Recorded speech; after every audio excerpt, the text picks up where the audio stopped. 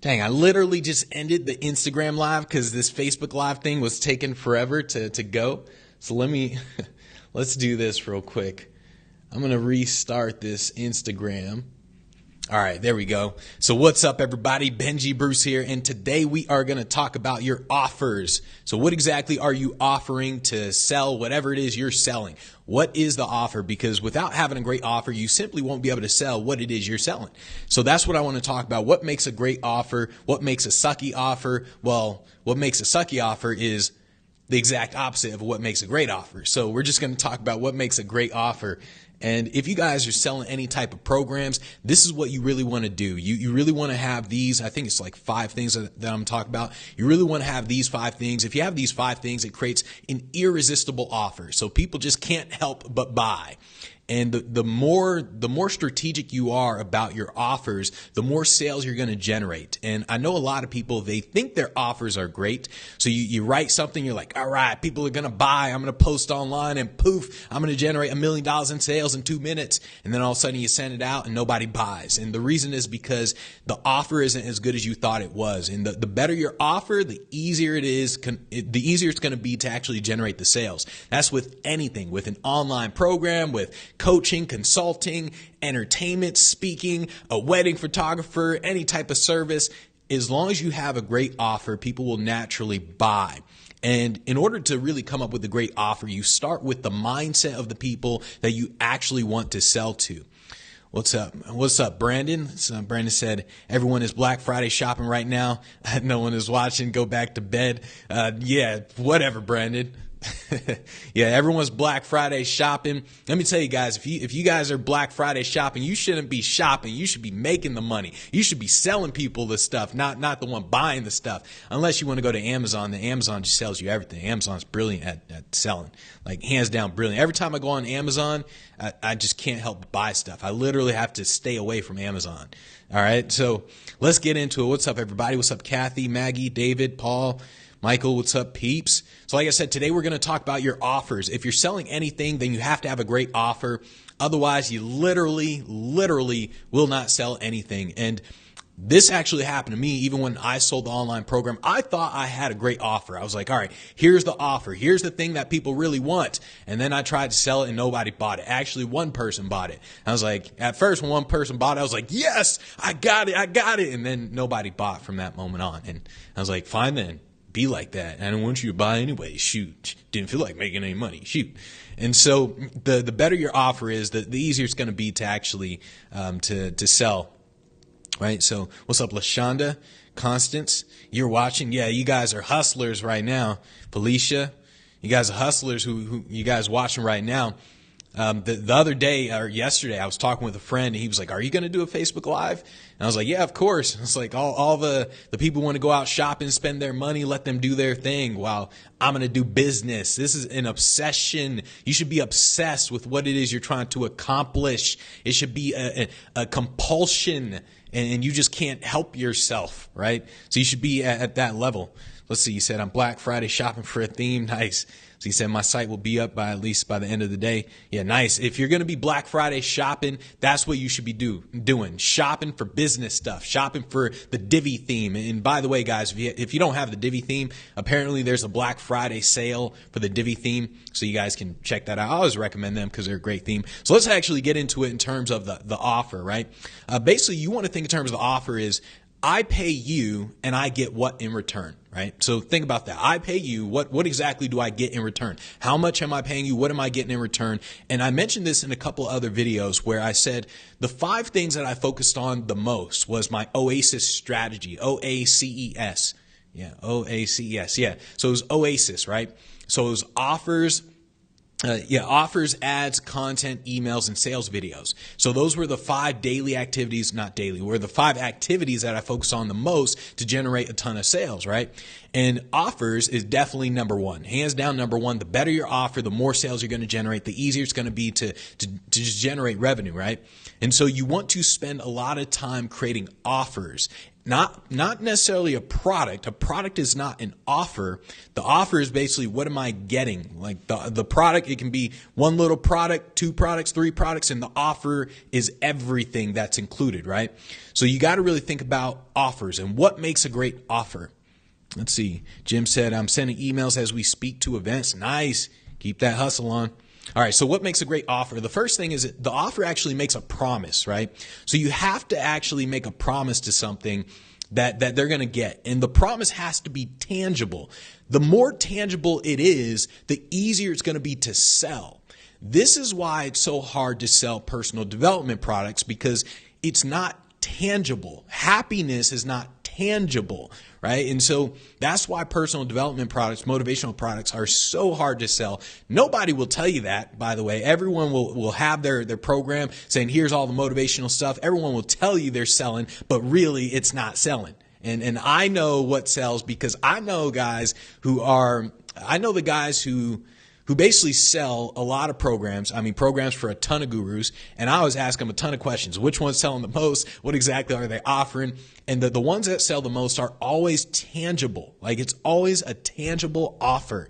So it's not about you'll have a new mindset. That's a bad offer. If you say you're going to have a new mindset, you're going to be happy or whatever, those are just benefits. Like being happy, those are benefits. That's not what your offer should be. The offer is just, they pay me X, they get Y. So they pay me $5,000, they get a website. They pay me $1,200, they get an iPhone. They pay me $1,800, they get an iMac or whatever, right? So it needs to be tangible. It can't be confused with other things in terms of your offer. And you just want to think in terms of, what will it do? So they're paying me X. What is this thing going to literally do for them? What's the end result that they're going to get? And the more specific it is, the better. If you aren't specific, people will just naturally assume you don't have the solution to their problem. So if you say, we're going to help you build your business, well, at that moment, people are going to say, oh, but my business is different. That's what people are literally going to tell you. So if you say, oh, I'm going to help you generate more sales in your business, they're going to say, oh, yeah, but my industry is different. I mean, I'm in the insurance industry and there's a ton of regulations and stuff. So, I mean, my industry is a little bit different than what it is these guys, these speakers. It's very different, right? Even though marketing is marketing, I mean, you can still figure stuff out no matter what industry. People are always going to say that because you're not specific enough. So the more specific you are, the better when it comes to your offer. It simply just has to make a promise in general. And you want to look at other offers. So look at how other people describe what they're selling. And you really want to literally look at it word for word and think in terms of context, right? Who exactly are they selling to? What exactly are they selling? So for example, let's say boxing, right? So boxing, I can sell boxing in different ways. You can sell boxing as, hey, do you want to be the next Mike Tyson? Do you want to be the heavyweight champion of the world in boxing? Then come to our school, pay $500 a month. You get unlimited classes, and we're going to train you in terms of being one of the greatest boxers in the world. I mean, Mike Tyson, he'll have nothing on you. Muhammad Ali, he'll be the second greatest compared to you. And so you can sell boxing like that. That's like one type of offer. Or you can sell boxing as, hey, come to our class, $500 a month, and then use boxing. We'll help you get more fit. You use boxing to lose weight. You're going to get more toned and stuff. Or another example of boxing, once again, it's like, hey, pay for this boxing bag and put it inside of a room for your kids. So when your kids are active, they have something to actually punch. So your kids can get more active, and they can actually have fun with this boxing thing. Instead of running around the house, you tell them, go to your room, son, boxing on that thing, right? So you want to think in terms of, what exactly are you offering? Like when it comes to something like boxing, it can be described in different ways in terms of how you offer what it is you're offering. So how would you sell a theater show? So that depends on what the actual show is. It depends on a lot. So it's like, what exactly is a theater show, or what exactly is your theater show? The way you sell any type of show is more of the marketing you do before you do the show. So this is very similar to like selling a book. Selling tickets to a show is very similar to like an author selling books. So if you write a book, let's say you write a book today, and you decide, hey, let me go sell the book. I just finished the book, or let's say you've been writing the book for a month, 2 months, whatever, a year, 2 years. You've been writing the book, your book is done, and now you're like, all right, let me go sell the thing. So you go put it on Amazon, you put it wherever, and you go sell the book. you're going to have a hard time selling it because you didn't promote it before you actually sold it, if that makes any sense. And the same goes with like a theater, with any type of show. You should be doing the marketing way in advance, like way, way in advance before you actually start selling tickets. And I mean, like if you're trying to do the show in a year from now, let's say you have the idea and you're like, okay, I'm going to do a show sometime. At that moment, you should have been promoting. At that very moment, you should have been promoting. Same with like writing a book, right? You're like, okay, I'm going to write a book one of these days.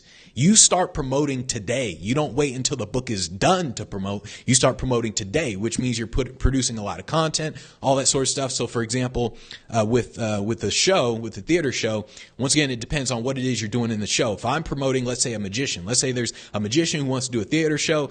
Obviously, we're going to create a ton of content on this magician going out in the streets, performing for people, doing some street magic, amazing people, blowing people's minds. We're going to show a ton of videos of that stuff, and we're going to keep promoting them. And then a year later, we're going to say, by the way, guys, so-and-so is doing a show. Tickets are going to be $1 million per person. And that's how you promote, right? So that's how you're going to sell. So you said you're asking my friend, you're asking for my friend Constant that you invited today. All right, cool. Yeah, in terms of the actual show, you want to think in terms of promoting literally right now. It's everything you do before you actually decide what that show is going to be, right? Because otherwise, it's kind of too late. It's like the author who promotes for a long time, then they come out with a book and it's an instant bestseller, right? Versus the author who comes out with a book, then they're like, how do I promote my book? Well, at that point, you're kind of screwed because nobody knows you, right? You could have the greatest book in the world, the greatest show in the world, but nobody knows you because you didn't promote before you came out with that thing. And so that's how you really want to think in terms of promoting from the very get-go.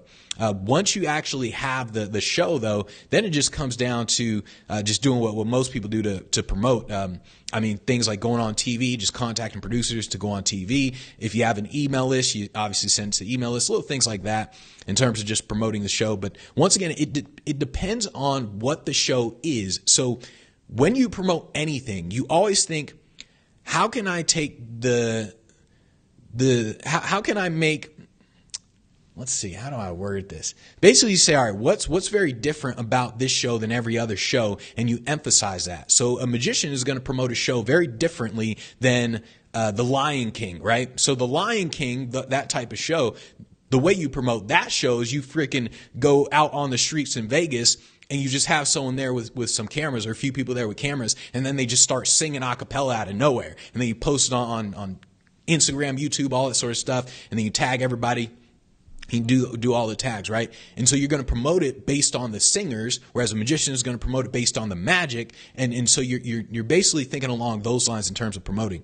All right, so let's see. So don't be scared to self-promote. If you feel you bring value, people want to hear about you. Yeah, exactly. You should never be afraid to promote. All right, so let's get back to the offer. So the first thing, your offer should always make a promise.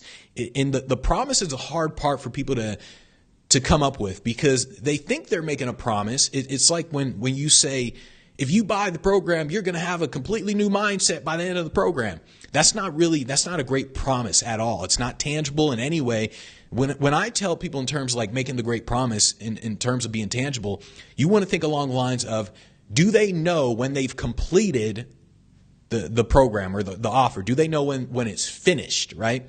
If they can't tell you when it's finished, then that's a bad promise. It's a bad offer. So if I say, look, by the time you go through our real estate program, you're going to have sold 5 houses.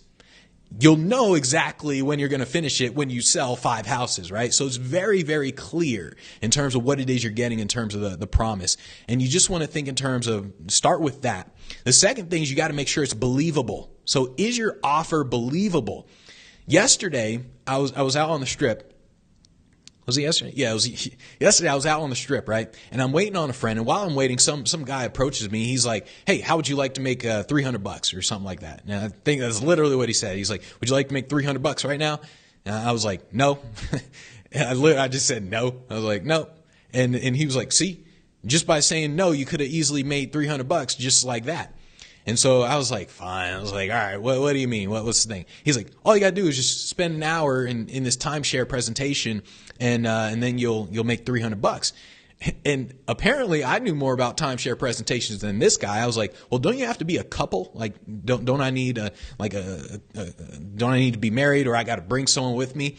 And he goes like this. He's like, oh, hold on a second. Let me go ask this guy. And so he walks over to the guy and he comes back. He's like, hey man, so I mean, you don't have like a girlfriend or a shorty that you can bring or something? And so I just kind of laughed. I was like, dude, you should know what your offer is. And on top of that, it wasn't believable. When he just walked up to me and said, hey, you want to make $300? It's one of those where it just seems shady, right? And so that's why people will naturally say no. If someone comes up to you and says, hey, would you like $300? Your answer should be yes. The answer should be yeah, of course.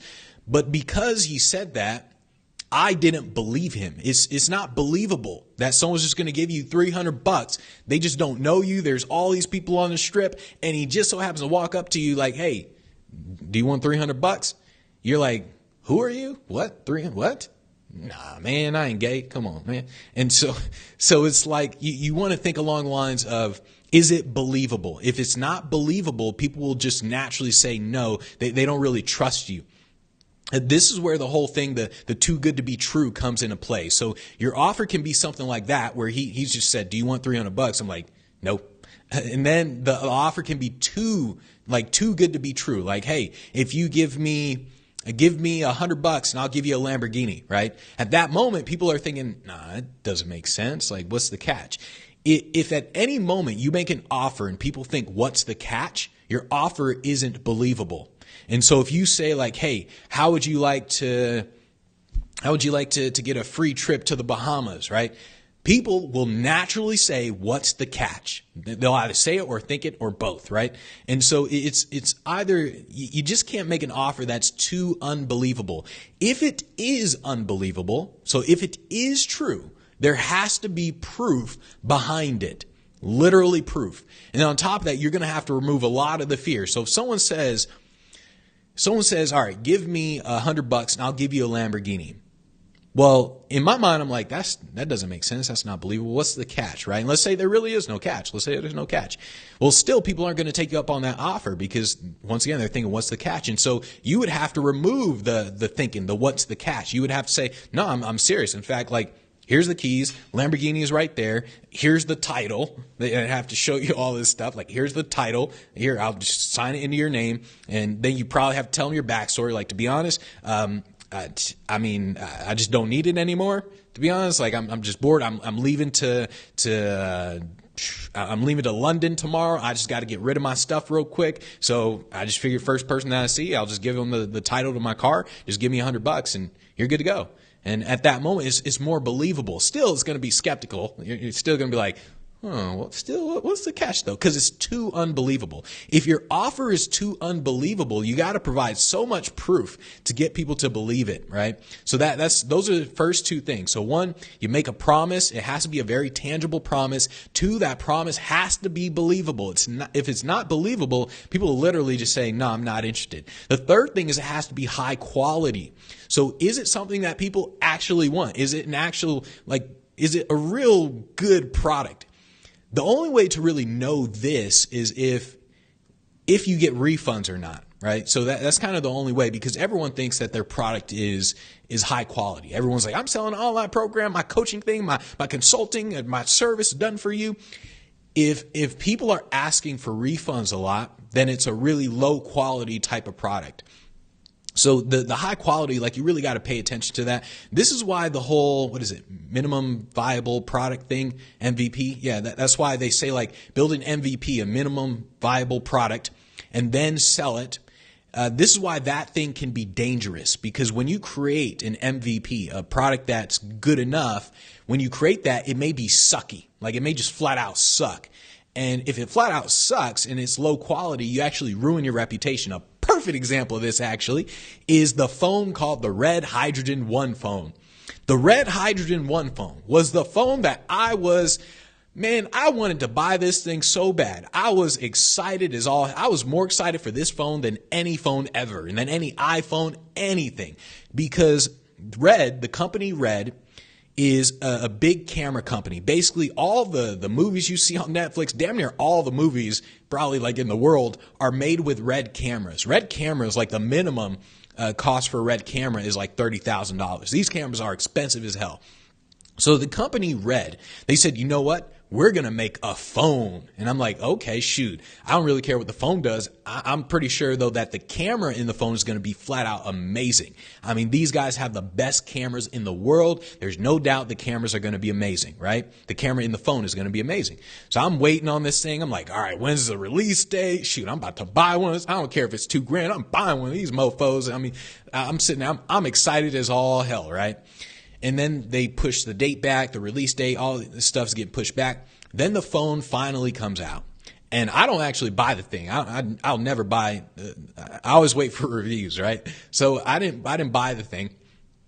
Then I looked on YouTube for reviews. I'm looking to see, like, what do people think of the camera? I could care less what people think of the phone. Like, I don't care if people like the design sucks.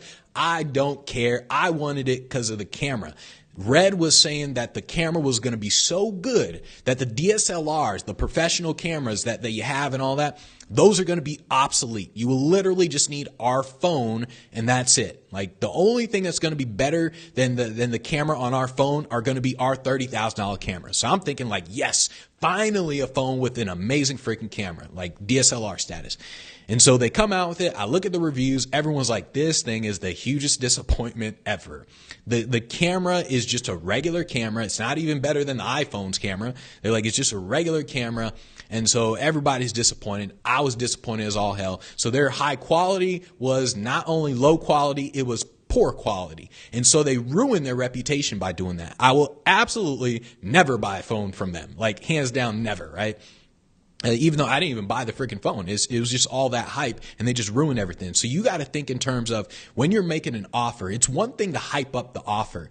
But if you hype it up, if it really is high quality, then great. Great. If it's high quality, the hype did its job. On the other hand, if you hype it up and you're saying that the product is going to get XYZ results, that by the time you're done, you're going to be the #1 real estate agent in the world, you're going to be making $1 million every day, right? If you say that and you're hyping it up and in reality your product sucks, then you're going to do the exact opposite. I mean, literally, people will never buy from you. They'll post online about you like, oh, this dude, his product sucks, horrible, scam artist, and all that sort of stuff, right? And you've literally ruined your reputation. And so you always want to think in terms of the high quality. The way you really know if it's high quality is if people actually recommend it. That is the #1 way to know if it is a high quality product. This is why I know that my program is good. Not bragging or nothing. I mean, well, kind of am. Just saying. Just because the speakers inside of our program, like, they're constantly telling other people about it, right? They're saying, like, this is hands down the most detailed program you'll ever get. Like, this ridiculously detailed. And so if, on the other hand, if you're getting a lot of refunds, you just know, like, hey, I got to step up my game, right? If you're getting a lot of refunds, step up your game. So those are the first 3 things. Make a promise, make it believable. It has to be believable. People can't be saying, what's the catch? If people are saying, what's the catch? It's not a believable offer, right? So they can't be saying, what's the catch? The third thing is high quality. The next thing is time sensitive, right? So let's see. Okay. So the next thing is time sensitive. And time sensitive is a thing that a lot of people tend to get naturally, right? So you know urgency and scarcity. Urgency is just a matter of why now. That's what you have to answer. It's like, why do they need to buy the thing now? Like, literally, why now? I mean, I can just wait till tomorrow or a week later or a month later, right? If you don't answer why now, people will wait. Even though people say, oh yeah, like, I really want to accomplish this thing. This is my life goal. What's going to happen is they're going to say, yeah, I want to accomplish it. This is my life goal to do this, to really, that's my goal and everything. And then they're going to say, but I got to do this first. I mean, I just don't have the money. I just got to do, I don't have the time. I got to do this first, right? And it's because you didn't really answer the why now question, the urgency question. Then, of course, there's the scarcity. The scarcity is just a matter of you're limiting how much you're actually selling. Scarcity, you never want to use fake scarcity. So I know, like, back in the day, and I'm sure still today, a lot of people use fake scarcity. I never did that. I never liked fake scarcity because you're flat out lying, to be honest. That's literally why I didn't like it. When you lie about stuff like that, people don't believe you in the future anymore. So you may generate a couple sales now, but people don't believe you anymore. It's like when I tell people my program doesn't decrease in price, I mean it. I'm like, not only does it not decrease, it tends to increase. And I meant it. Like, you don't see me promote any sales. Today's Black Friday. You will not see me send an email saying, hey guys, 50% off my program. Like, you just won't see that because, one, I know it's a great program. It's worth way more than what I'm asking for. So there's no need to do that, right? And so if you use fake scarcity, then if people find out, they will no longer trust you anymore. Once you've destroyed trust, they simply won't buy from you. Even if they think like, okay, the offer's good and all that, they just won't buy from you because they don't trust you, right? So that's why you never want to use fake scarcity. Urgency, you definitely want to use urgency for sure. Whenever you can think about urgency, why now? But fake scarcity, you don't want to use that. Real scarcity, you want to use. Like, for example, scheduling a call, right? So you guys got an email, I say, schedule a call. Well, scheduling a call, there's only, I don't know, like I think we only do 5 time slots per day. So there is real scarcity at that point. And what happens is we send an email out, say schedule a call. And if people don't actually schedule a call within the first hour or maybe 2 of getting that email, they can't schedule a call. It's like, well, you got to wait next time. Like next time you better hurry up and open my damn email if you want to schedule a freaking call, right? It's not fake scarcity. It's real scarcity because there's only so much of me that can go around. I know you guys want me, but there's only so much of me that can go around, especially on phone calls. So you want to use real scarcity whenever you're selling anything, right? The next thing in terms of a great offer is relieving the fear, right? You got to understand that when people are ready to buy something, they're afraid of getting screwed over, especially in the online space, especially in the guru, the expert, the authority industry. People are terrified of buying an online program and getting screwed over because an online program sucks, because they've heard stories about it. Maybe they bought a program.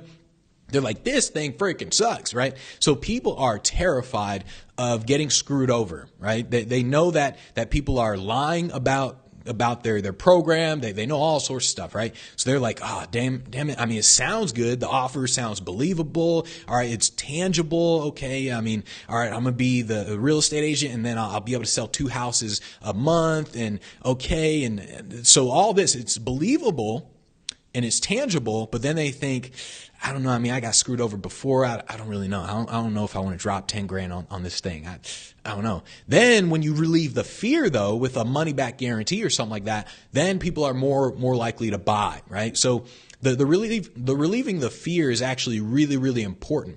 There's different ways to relieve the fear though. When people think about relieving the fear, most people think about money back guarantees. That's how most people think. It's like, how do you relieve people's fears? Oh, give them a money back guarantee, right? That's the easiest way to do it, but there are other ways to do it. You only want to offer a money back guarantee though if it makes sense. And like when I talk with speakers and entertainers and they offer a money back guarantee, it doesn't make sense. I'm like, it doesn't make sense to offer a money back guarantee when you're a speaker or entertainer or like a wedding photographer or a real estate agent or something like that. It doesn't make sense because let's say you're an entertainer. You're a corporate entertainer. You're going to do a show for McDonald's. They're having their annual Christmas party. You're going to do a show for McDonald's, right? They got all the employees there, CEO, VP, all the other executives are there. And you're like, okay, it's going to be $25,000 for an hour presentation, right? And you say, if you don't like it, it's a money back guarantee. That doesn't make sense because if you suck, if you ruin the event, they can't get their time back. They simply can't. Of course, they can get the money back if you offer the guarantee. They can get the money back if they want to do that, but they can't get that moment back. They can't just say, oh, guys, you know what? This entertainer sucked. You know what? Let's just do another event tomorrow. Let's bring in another entertainer and hopefully that guy be better. Let's just repeat it over again, right? They can't do that. So a money back guarantee doesn't make sense in that context. And so like same with like a wedding photographer, right? Let's say you're a wedding photographer and someone hires you for a wedding. You better not mess it up because if you do, it doesn't matter if you offer a money back guarantee. They're not going to be like, hey guys, so you know what? Our photographer sucked. I mean, the images, I don't know what he was doing. They're black and white and they're just like, I mean, it's like all black. I don't know what the photographer did. They all suck.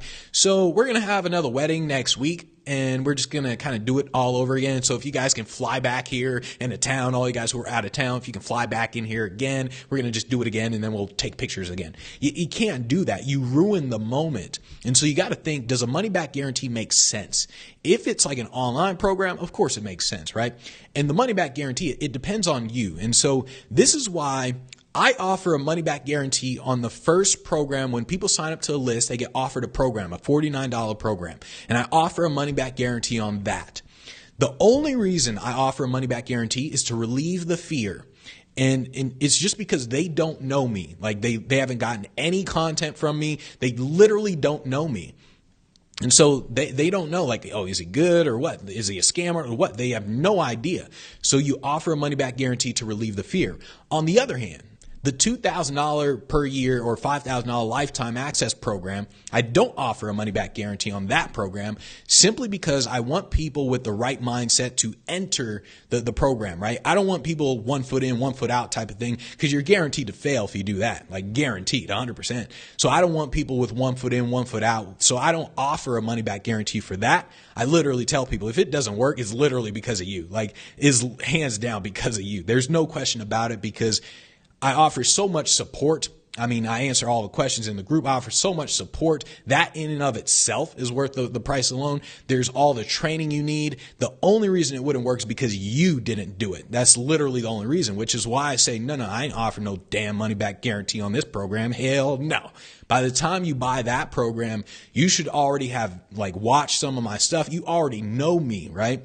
And so that's why we don't offer the money back guarantee on that program. But what else can you do to relieve a fear, right? So there's money back guarantee. The other thing to relieve the fear is really just reputation. So reputation naturally removes fear. A perfect example of this is actually Warren Buffett. And I don't know the actual details of what happened in this situation, but basically Warren Buffett bought into a business. I think he owned like the majority of the business. I think he just bought the whole damn thing. He just bought a business. The business did something before he bought it. They basically did something illegal, right? And so I think it was the SEC who came after them. The SEC came after the business. They were like, hey guys, you did something illegal. We're going to take your business now. You guys are done for. And so Warren Buffett, though, he didn't know. Like he just bought into the thing. And then like a month, 2 months later, SEC is coming after them. And Warren Buffett, he now owns the business. And so if the SEC wanted to, they could have shut him down instantly. It's almost like that. There was no doubt that the business screwed people over. Like the SEC, they investigated everything. There was no doubt that the business they were doing illegal stuff. And so they could have screwed Warren Buffett over. I mean, Warren Buffett could have went from a billionaire to a thousandaire. Like he could have literally went broke instantly, right? But Warren Buffett had a reputation of being like a legit guy. So Warren Buffett, he knew this. He's trying to think of how do I get out of this thing? Okay, I don't know what to do, right? And then he just says, you know what? F it. Calls up the head of the SEC. He's like, hey man, look, this is Warren Buffett. No, he didn't say that. He said, this is Warren Buffett. He said, listen, you know me, you know my reputation. You know, I didn't know anything about this. I didn't know what they were doing before I bought the business. I had no idea. Just give me time to fix this myself. And that's it. Just give me time. I'll fix it. And you guys don't need to get involved whatsoever. If it were anyone else, the SEC would have probably laughed in his face. They would be, that's hilarious. That's funny. But because it was Warren Buffett, because of his reputation, the head of the SEC, he was like, okay, yeah, no problem. Go ahead. You do it. We'll back off. And that's literally what happened. And so your reputation removes fear. And this is why, like, once again, I don't offer the money back guarantee on the expensive program, the $5,000 program, because by the time people buy into it, they should already understand my reputation. They should already have looked at all the free content and realized the free stuff is better than people's paid stuff. And they should be like, damn, I bet his paid program is going to definitely help me get to where I want to be, right? So your reputation is the thing that relieves fear, right? And then of course, social proof also relieves fear. This is where all the testimonials come into play, the reviews, all that comes into play. So social proof, when you're actually showing people, here are all the results that we've gotten for people, that helps remove the fear as well. So removing the fear is a big, big thing when it comes to actually selling whatever it is you're selling, when it comes to creating an offer. And those are the biggest things that people are asking for, or those are the biggest things when it comes to creating an offer. So I'll go over those again. So one is make a promise, a tangible promise. The more tangible it is, the better. Two, it has to be believable. So is it an actual believable offer? I mean, are people saying like, well, what's the catch? Or do they actually believe the offer? Three, it has to be high quality. So is it actually like worth it? Four, time sensitive. Urgency, scarcity, and five, does it relieve the fear? So does your offer actually relieve the fear? And so I want to actually go over someone's offer real quick, just like real quick. So earlier I sent you guys an email saying if you guys wanted me to look at an offer, then I'll take a look at it. So I'm going to go over this real quick, right? So here, the get ready for your fastest business growth ever, right? So think about the offer with this. When it comes to this, it's kind of like, well, fastest business growth in what industry? Like what business? So if I am a speaker, then it's going to be very, very different than if I'm a SaaS company, a software as sales company, right? So it's like it's going to be very different. So when you say like get ready for the fastest business growth ever, I'm thinking to myself, okay, do you understand the SaaS company industry, or do you understand the entertainment industry, or like what exactly do you mean by fastest business growth ever? This is where I was talking about in terms of you want to essentially get to a specific problem. You want to niche down that promise that you're making. So it's not about fast. Like, of course people want fast, but it's not tangible. The offer isn't tangible. I don't really know like what industry you're talking about. The only time you want to go big like that, when you say we're going to help you grow your business, the only time you want to go big like that instead of saying we're going to help you grow your real estate business. So you can only go big when your brand, when your reputation has exceeded the niche that you're already marketing to. So if you're marketing to a bunch of real estate agents and you're doing 7-8 figures in sales from there, now you can start expanding. Now you can start saying, instead of we help real estate agents grow their businesses, now you can start saying we help entrepreneurs grow their businesses. But you only do that after you dominate an industry. The same goes like, think about what Walmart. Think about, Walmart did do it technically. Think about what Amazon did and what Facebook did. Walmart as well. Like Walmart, they dominate the rural industry, right? So Walmart first started in little small towns. Like, let's just open up a shop in a small town that nobody knows about, right? That's what they did. They dominated those industries. Then they expanded to, all right, let's open it up in cities and stuff. And so then they expanded. Same with Amazon. Amazon's like, let's start with little ebooks. Or just books. And so they started there. Now they sell damn near everything. Facebook, they're like, okay, let's start at Harvard. Then they moved on to Yale and Stanford, and then colleges, then everybody, right? And so you want to think in terms of, it has to be very specific in the very beginning as well, until your reputation basically like exceeds your niche. And so that's when you start expanding. Because otherwise, when you say get ready for your fastest business growth, I just think to myself, there's no way you can know a ton of information in terms of speaking business versus the real estate business versus the insurance business versus SaaS companies versus online retail companies. There's no way you can know everything about every one of those industries. And so I would go with somebody who says, let's say I have an Amazon business, an online retail business. So at this point, you would say, get ready for your fastest online retail business growth ever. Right. And even then, I still word it different. But that's the first thing. Now, she does, I don't want to read everything, but she does have the money back guarantee here. So look, is there a guarantee? So that definitely helps relieve the fear. But once again, the guarantee doesn't matter because people don't really understand how you're going to grow their business, right? Or they don't understand like what business you're going to grow for them. They don't understand like where your knowledge is. So what you have to do here is you just have to get more specific with that.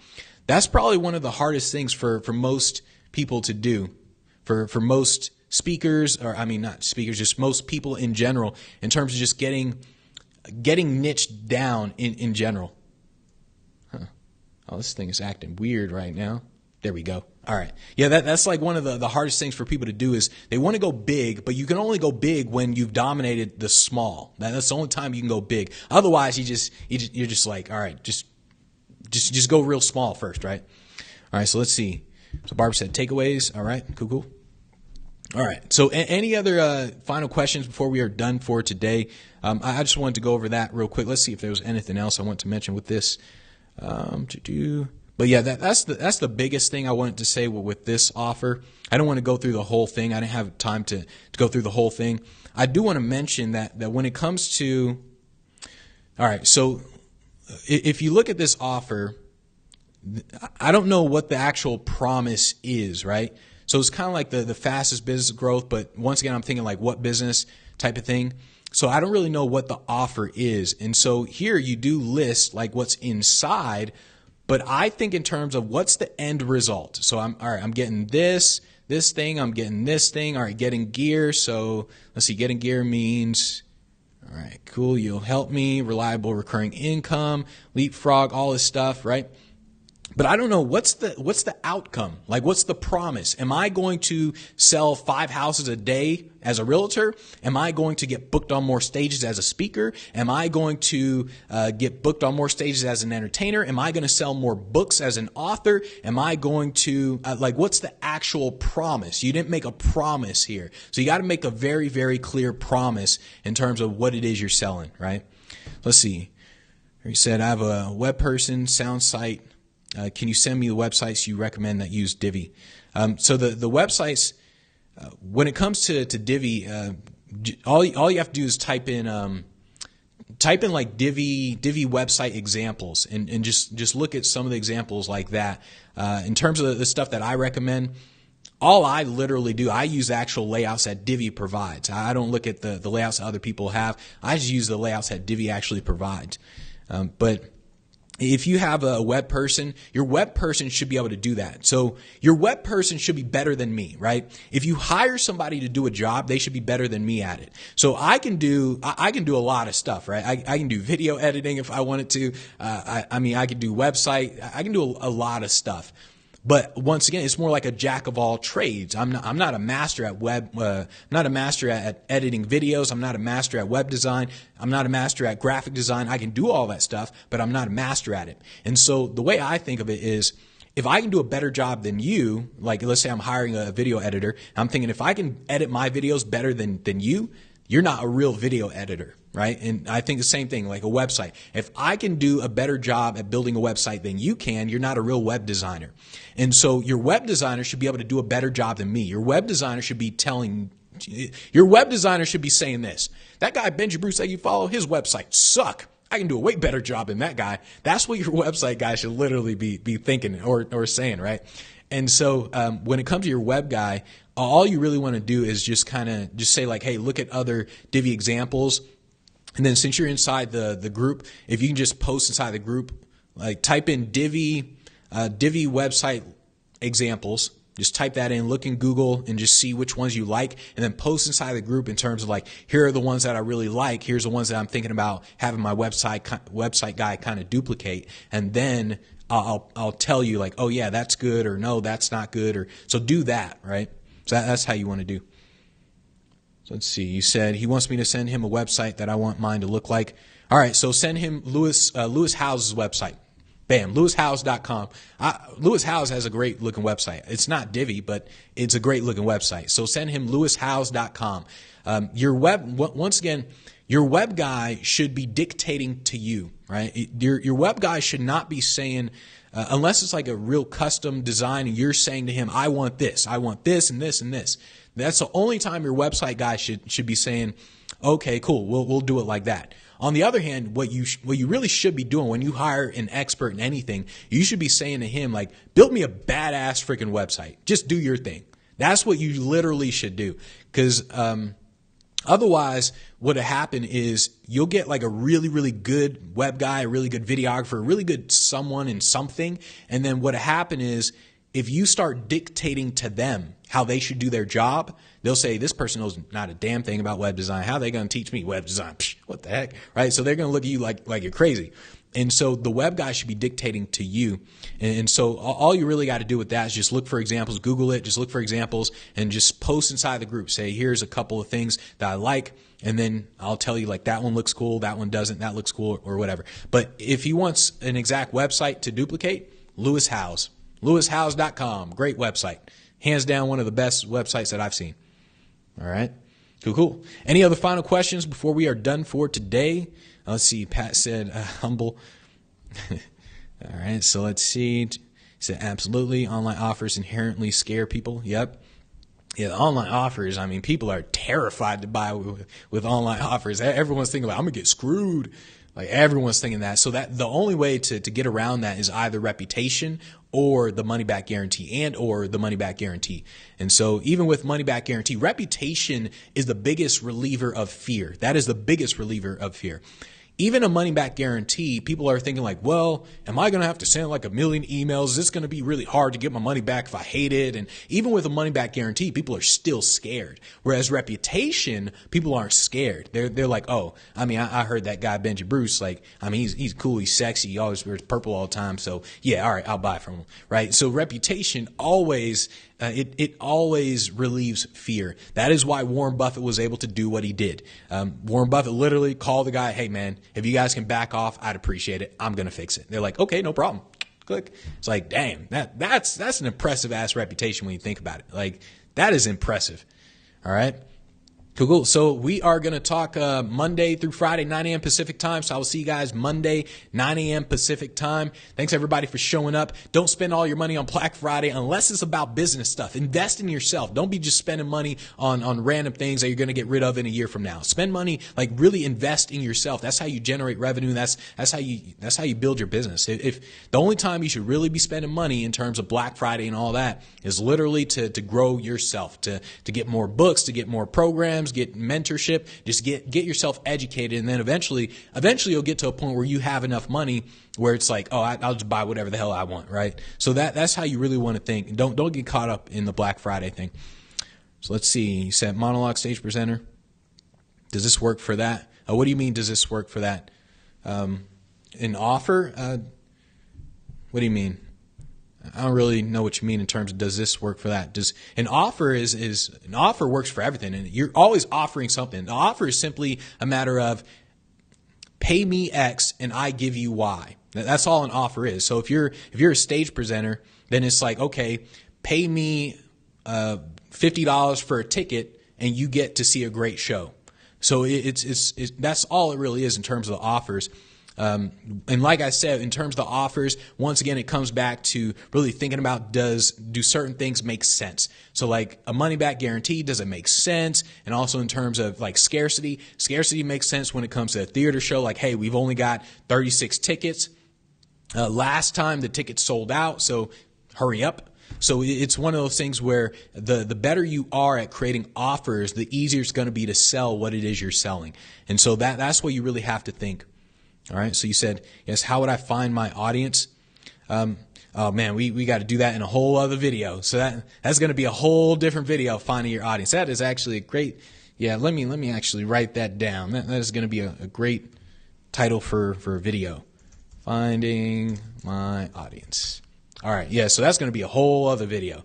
So just stay tuned Monday through Friday. Oh, audience as a speaker. All right. Let me finish the rest of it as a speaker. Okay, cool. So that's going to be a whole other video that we're going to do. Once again, Monday through Friday, 9 a.m. Pacific time. So I will see you guys Monday, 9 a.m. Pacific time. All right. Take care, everybody.